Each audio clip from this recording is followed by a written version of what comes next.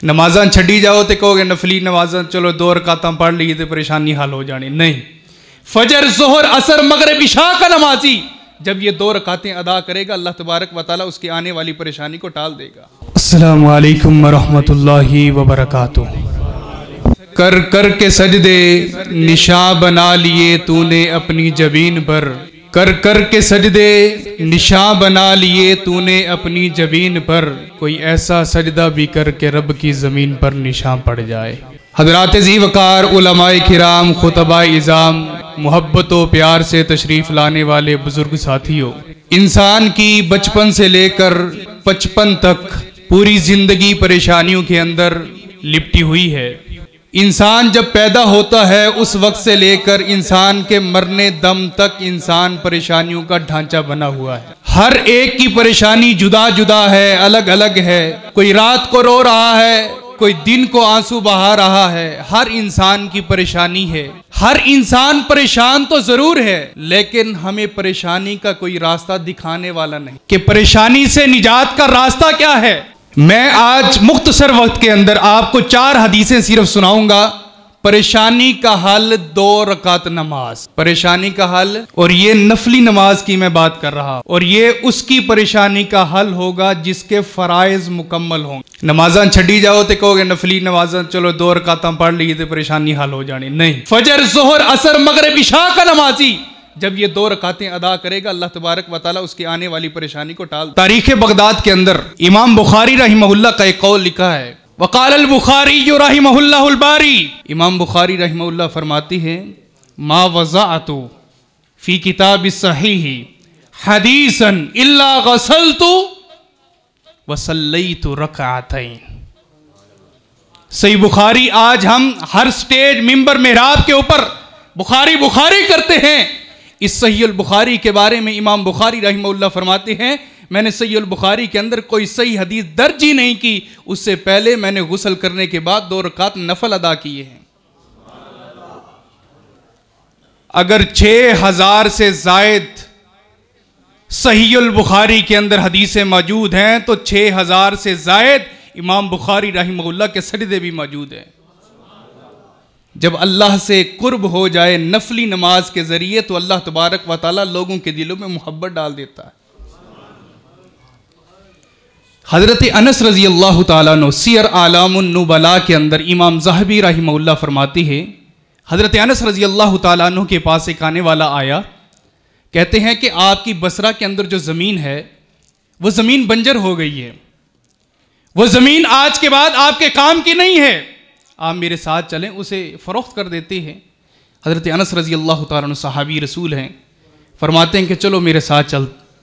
बसरा के अंदर पहुँचे, अपनी ज़मीन के अंदर खड़े होकर, पानी मौजूद नहीं, तयम्मुम किया मट्टी के साथ, 2 रकात नमाज अदा करते हैं और उसी जगह पर खड़े होकर कहते हैं, मेरे अल्लाह, मैंने इस ज़मीन को अपनी हलाल की रोज़ी से ख़रीदा था, अगर तुझे ये अनस का अमल कबूल है तो बराने रहमत अता फरमा। सैयदना अनस रज़ी अल्लाह ताला अन्हो का वो दोस्त और साथी जो बसरा से मदीना पहुंचा था और आज बसरा के अंदर आया हुआ है, जमीन के ऊपर खड़ा हुआ है, कहते हैं हजरत अनस रज़ी अल्लाह ताला अन्हो खड़े होकर ये हाथ उठाकर अल्लाह से दुआ कर रहे हैं, अगर मेरी हलाल रोजी तूने कबूल की है, 2 रकातें मैंने तेरी रज़ा के लिए पढ़ी है, बराने रहमत अता फरमा। इतने से अल्फाज कहने थे, अल्लाह ने बादल भी बना दिए और बारिश भी अता कर दी। हर परेशानी का हल भूल गए हो, हर परेशानी का हल 2 रकात नमाज। बंजर जमीन को जरखेज करना चाहते हो तो अपनी जमीन के अंदर नमाज पढ़ने की कोशिश करो। हम में से कितने लोग हैं जो दाना तो डालने के लिए जमीन पर जाते हैं, पानी लगाने के लिए रकबों पर जाते हैं, लेकिन कभी जाते हुए मुसल्ला भी लेकर गए हो कि उसी जगह पर जाकर नमाजें पढ़ूंगा? हमने कभी ये सोचा ही नहीं है, जिस अल्लाह ने ज़मीन दी है, जिस अल्लाह ने रिज्क देना है वहां पर हमने उस रब को कभी सजदा तक नहीं किया। फरमाते हैं कि 2 रकातें नमाज पढ़ी है, उसके बाद मुख्तसर सी दुआ की है, अल्लाह ने बादल भी बना दिए और अल्लाह तबारक व तआला ने बारिश भी बरसा दी। पहली परेशानी, हर इंसान को ज़मीन के अता करने के बाद यही परेशानी होती है कि फसल जरखेज़ होनी चाहिए। इसका हल 2 रकात नमाज। दूसरी बात, इमाम शाबी रहमहुल्लाह, वक्त के एक बहुत बड़े मुहद्दिस गुजरे हैं। इमाम शाबी रहमहुल्लाह की उम्र इस वक्त 53 साल है। फरमाते हैं मेरे सर में दर्द हुआ, मेरे सर में दर्द हुआ। मैंने हुक्मा से, अतिब्बा से, डॉक्टरों से राब्ता किया, हर एक के पास गया, किसी ने क्या इलाज बताया, किसी ने क्या इलाज बताया। मैं इलाज कर करके थक गया, लेकिन मेरे सर का दर्द नहीं जा रहा था। फरमाते हैं कि दर्द इतना शदीद हो गया कि गोया कि अब जान निकलने को हो। फरमाते हैं मैंने कुरान उठाया, सूरह बकरा की आयत नंबर 45 को खोला, वस्ताईनु बिस्सब्रि वस्सलाह व इन्नहा लकबीरतुन इल्ला अलल खाशिईन। ए अहले ईमान, ईमान का दावा करने वालों, अल्लाह तबारक व तआला से मदद तलब करो सब्र और नमाज के ज़रिए। अगरचे ये बड़ा काम है, लेकिन अल्लाह से डरने वालों के लिए बहुत ही आसान है।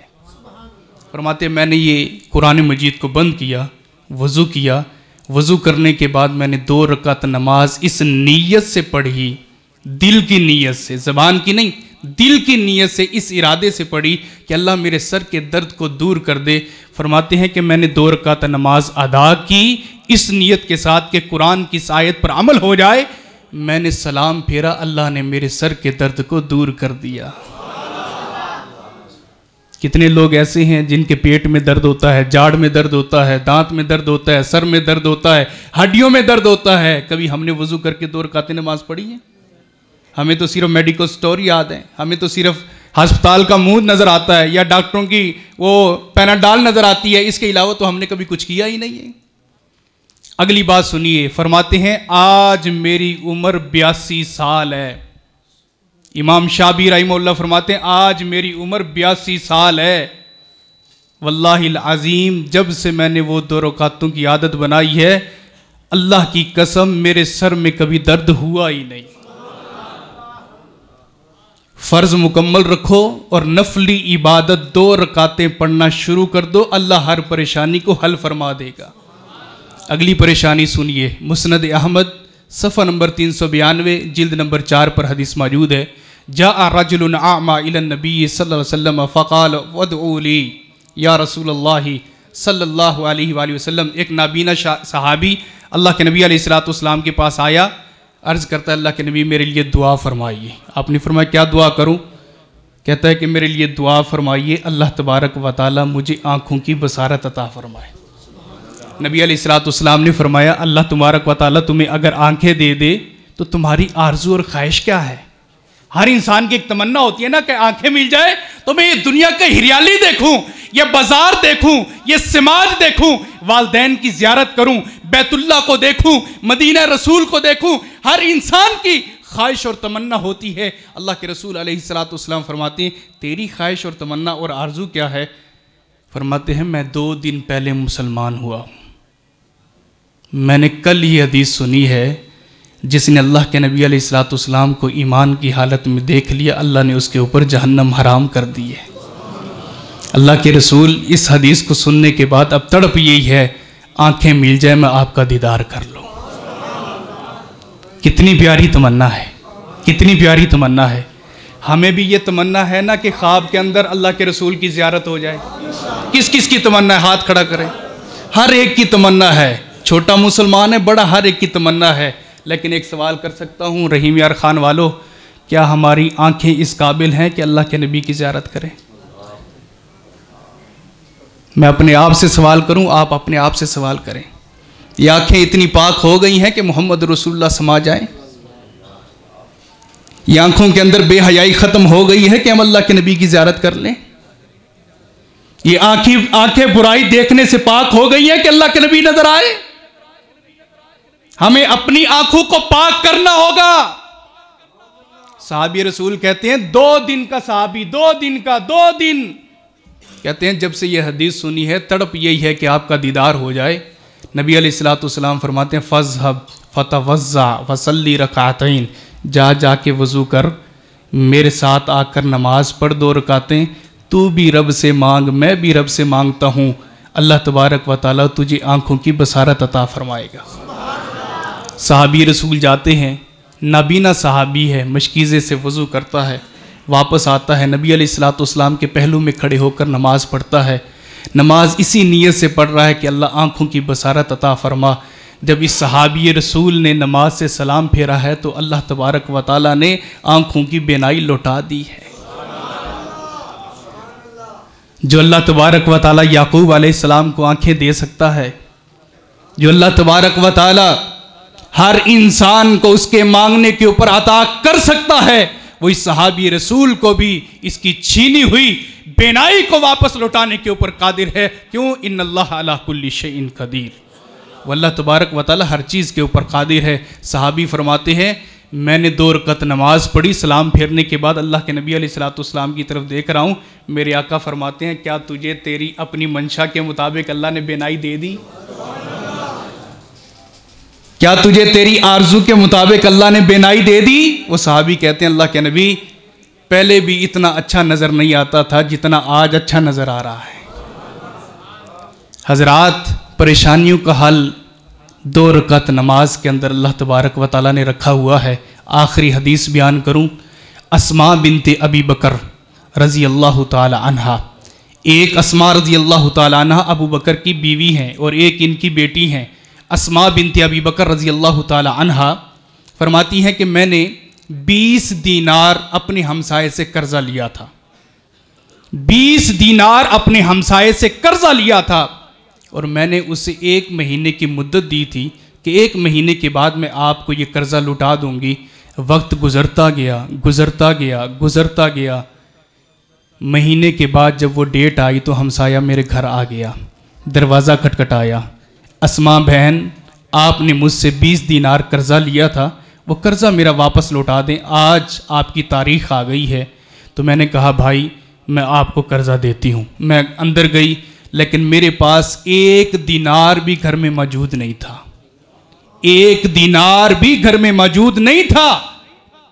हज़रत अस्मा रज़ी अल्लाह तआला अन्हा फरमाती हैं, मैं घर जाती हूँ और मैं परेशानी के आलम के अंदर अपने आप से सवाल कर रही हूँ, घर की कौन सी चीज़ उठाकर बेचूं जिसके ज़रिए मैं कर्जा अदा कर दूं। मैं घर की कौन सी चीज़ इसको आरियतन दे दूं कि जब कर्जा मेरे पास पैसा दिरम दिनार आएंगे तो लौटा दूंगी। मैं सोच रही हूं, लेकिन मेरे जहन के अंदर एक ही बात आई, वस्ताईनु बिस्सब्री वस्सलाह व इन्नहा लकबीरतुन इल्ला अलल खाशिईन। सूरतुल बकरा आयत नंबर 45। ए ईमान का दावा करने वालों, मदद तलब करो अल्लाह तबारक व तआला से नमाज के ज़रिए, सब्र के ज़रिए, क्योंकि ये बहुत ही बड़ा काम है, लेकिन अल्लाह से डरने वालों के लिए बहुत ही आसान काम है।